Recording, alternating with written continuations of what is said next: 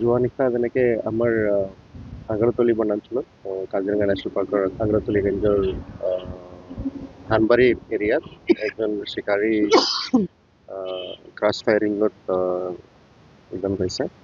আৰু আমাৰ যেনেকে যোৱাকালি আৰাউণ্ড 8 o'clock আমাক খবৰ পাইছে আমাৰ এটা কেম্পৰ ষ্টাফৰ লগত মুখামুখি হৈছে আৰু ফায়াৰিং হৈছে বুলি। তাত ইমিডিয়েটলি আমি আমাৰ যিমান কেম্পছ আছে ফিল্ডত আমি ইমিডিয়েট ডিপ্লয় কৰিছিলোঁ আৰু বাউণ্ডেৰী চিল কৰিছিলোঁ। আমাৰ ছেকেণ্ড বেটালিয়নৰ পৰা আমাৰ এডিশ্যনেল ফ'ৰ্চ আছিল আৰু action group commander action group পুলিচৰ একশ্যন গ্ৰুপো আছিল।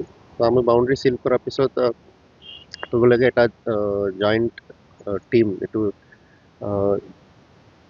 যিকোনো এৰিয়াত মানুহ দেখা পাইছে তাত চাৰ্চ কৰিবলৈ এটা ফৰেষ্ট আৰু পুলিচৰ টিম ৰেডি হৈ ওলাই গৈছিল। এইটো টিমৰ সন্মুখতে এইটো চিকাৰী পাৰ্টি পৰিলে।